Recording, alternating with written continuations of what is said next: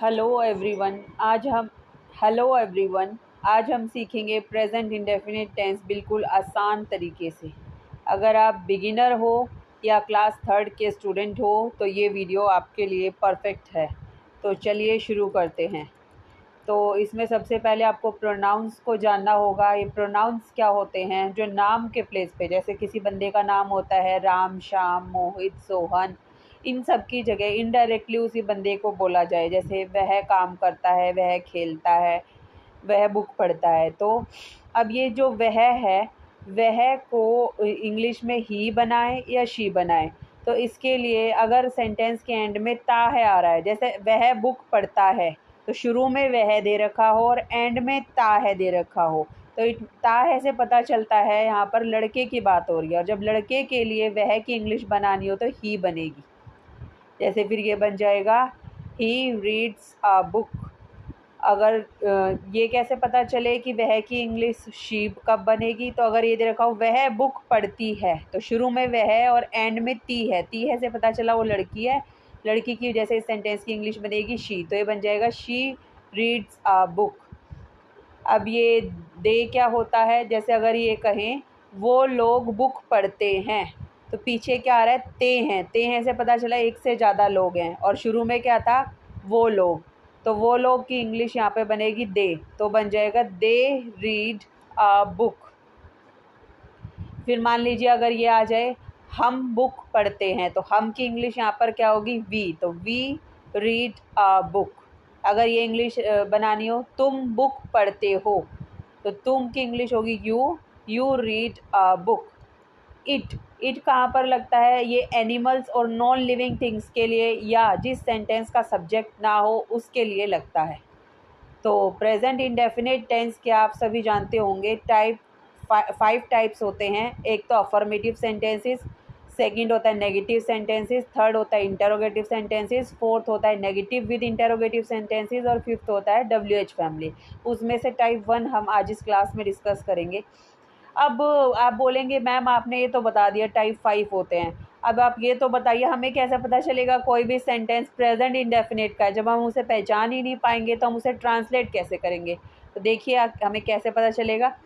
इसमें आपको सेंटेंस के एंड में कुछ शब्द देखने को मिलेंगे। जब सेंटेंस के एंड में ता है आ रहा हो, या ती है आ रहा हो, या ते है आ रहा हो, तो इट मीन्स वो सेंटेंस प्रेजेंट इंडेफिनिट टेंस का है। जैसे कि मैं एग्जाम्पल देती हूँ, वो बुक पढ़ता है, वो लैपटॉप से पढ़ती है। तो देखिए एक सेंटेंस के एंड में ता है आया और एक के में ती है आया। वो बातें करते हैं, एक में ते हैं आया। तो ये तीनों सेंटेंस प्रेजेंट इंडेफिनिट टेंस के हैं।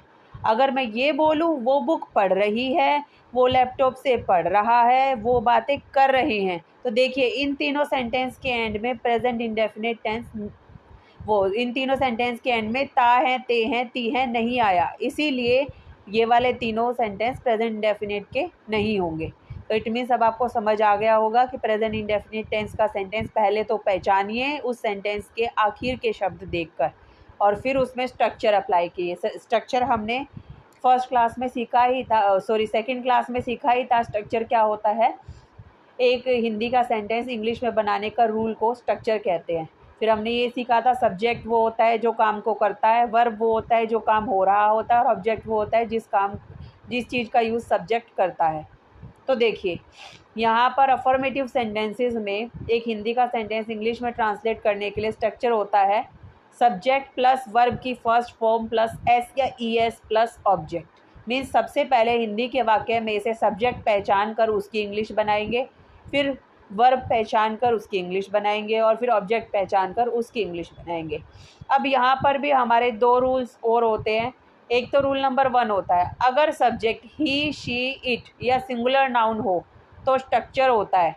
मीन्स सब्जेक्ट जो मतलब बंदा काम को कर रहा है, अगर वो एक लड़का है जिसकी इंग्लिश ही हो जाएगी, अगर वो एक लड़की है जिसकी इंग्लिश शी हो जाएगी, या कोई जानवर है जिसकी इंग्लिश इट हो जाएगी, या किसी का नाम है जैसे राम, श्याम, तो वो सिंगुलर नाउन हो जाएगा। अगर इन सब में से कोई है हमारा सब्जेक्ट, तो हमें ये वाला रूल लगा के एक हिंदी के सेंटेंस को इंग्लिश में बनाना है। जैसे कि सब्जेक्ट प्लस वर्ब का फर्स्ट फॉर्म प्लस एस या ES प्लस ऑब्जेक्ट। तो एक एग्जाम्पल से समझते हैं। देखिए फर्स्ट वाला, वे वह एरोप्लेन में चढ़ता है। तो पीछे ता है आ गया, जिससे मुझे पता चला है प्रेजेंट इंडेफिनिट टेंस का सेंटेंस है। और अब मुझे ये पता करना है कि ता है कि इंग्लिश ही बनाऊं या शी बनाऊं। यहाँ पर जो वे है, सेंटेंस के शुरू में वे है और एंड में ता है। ता है से पता चला वो लड़का है, अगर लड़का है तो वे की इंग्लिश ही बनती है, इसलिए यहाँ पर बना ही। उसके बाद वर्ब की इंग्लिश बनेगी, सब्जेक्ट की बन गई। अब देखिए स्ट्रक्चर में दूसरे नंबर पे क्या रखनी है, वर्ब। वर्ब है चढ़ना, चढ़ना की इंग्लिश होती है बोर्ड। और क्योंकि हमने पढ़ा कि अगर सब्जेक्ट ही, शी, इट या सिंगुलर नाउन हो, तो यहाँ पे तो हमारा सब्जेक्ट ही है ना, तो हमारा स्ट्रक्चर क्या लगेगा, वर्ब की फर्स्ट फॉर्म के पीछे एस या ई एस। तो हमने ये बोर्ड वर्ब थी, इसके पीछे एस लगा दिया, तो ही बोर्ड्स। यहाँ तक समझ आ गया होगा। अब ऑब्जेक्ट क्या है, जो वर्ड बच गया है जिस चीज़ का यूज़ कर रहा है सब्जेक्ट, तो वो है एरोप्लेन। तो क्या बन जाएगा, ही बोर्ड्स द एरोप्लेन। तो देखिए सबसे पहले सब्जेक्ट रखा ही, उसके बाद वर्ब रखी बोर्ड। क्योंकि इसका सब्जेक्ट ही था इसीलिए इसकी वर्ब के पीछे एस लग गया, ही बोर्ड्स। और फिर क्या बन गया object, he boards the aeroplane. अब सेकंड सेंटेंस पे आइए, वह एरोप्लेन से उतरती है। अब देखिए वह की इंग्लिश, अब फिर यही कन्फ्यूज़न, यहाँ ही लगाऊं या शी लगाऊं। अब मैं सेंटेंस के एंड में देखूंगी, एंड में दे रखा है ती है, ती है से पता चला वो लड़की है, लड़की है तो वे की इंग्लिश शी होगी, इसीलिए शी बना दी। अब शी के बाद स्ट्रक्चर में देखिए, स्ट्रक्चर सब्जेक्ट में, सब्जेक्ट के बाद क्या आना चाहिए, वर्ब। तो वर्ब क्या है इसमें, उतरना, जो काम हो रहा होता है। और वर्ब की इंग्लिश बनाएंगे, उतरना की इंग्लिश होती है डिसएम्बार्क। तो अब हम इसका स्ट्रक्चर देखेंगे कि अगर हमारा, वही रूल देखेंगे, रूल नंबर 1, अगर हमारा सब्जेक्ट ही, शी, इट तथा सिंगुलर नाउन हो तो वर्ब की फर्स्ट फॉर्म के पीछे एस या एस लगेगा। और क्योंकि हमारा सब्जेक्ट यहाँ पर शी है इसीलिए वर्ब की फर्स्ट फॉर्म है डिसएम्बार्क, इसके पीछे एस लगेगा, तो ये बन जाएगा शी डिसएम्बार्क्स। उसके बाद ऑब्जेक्ट आ जाएगा, कहाँ से उतरती है, फ्रॉम द एरोप्लेन। अब देखिए सेंटेंस नंबर 3, लीना अपना पाठ याद करती है। अब मैं पहले ये पता लगाऊंगी कि सेंटेंस के शुरू में क्या लिखूं। तो जो काम को करता है सब्जेक्ट, काम कौन कर रहा है, लीना, तो सबसे पहले लीना की इंग्लिश आ जाएगी। फिर अपने रूल के अकॉर्डिंग देखूंगी, अब वर्ब की इंग्लिश बनानी है। वर्ब क्या है, याद करना, तो याद करना की इंग्लिश हो जाएगी लर्न। आप पूछेंगे यहाँ पर ये लर्न के पीछे एस क्यों लगाया, क्योंकि लीना एक सिंगुलर नाउन है। सिंगुलर नाउन मतलब एक व्यक्ति, वस्तु या स्थान का नाम, तो एक ही है ना लीना, इसीलिए वो सिंगुलर नाउन हो गई। और अभी हमने रूल में पढ़ा था, अगर हमारा सब्जेक्ट ही, शी, इट तथा सिंगुलर नाउन है तो उसकी वर्ब के पीछे एस या ई एस लगेगा, इसीलिए ये लर्न्स बना। तो ये बन जाएगा लीना लर्न्स।